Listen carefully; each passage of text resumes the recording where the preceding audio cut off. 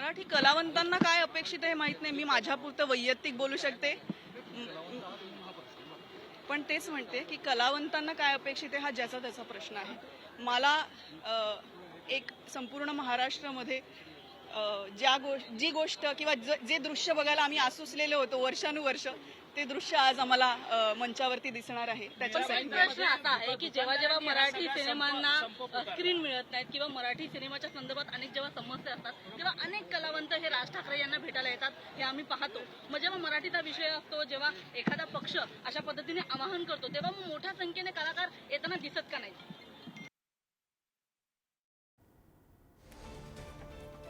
तर का बघितलं जात नाही. इतर वेळेला जेव्हा मदत लागते तेव्हा शिवतीर्थाचा दरवाजा ठोठावला जातो आणि जेव्हा मराठीचा प्रश्न येतो तेव्हा काय येत नाही. हा दुर्दैवी आहे हे, पण एक कलावंत म्हणून मला पण प्रश्न आहे. पण मी परत स्वतःविषयी बोलू शकते वैयक्तिक. मी आज इथे आली हेच उत्तर आहे. तर त्यामुळे तुम्ही आपण बघतो की अनेकदा राज ठाकरे यांच्यासाठी सिनेमा करणं असेल किंवा मग अनेक विषयांसंदर्भात आपली भेट होत असते.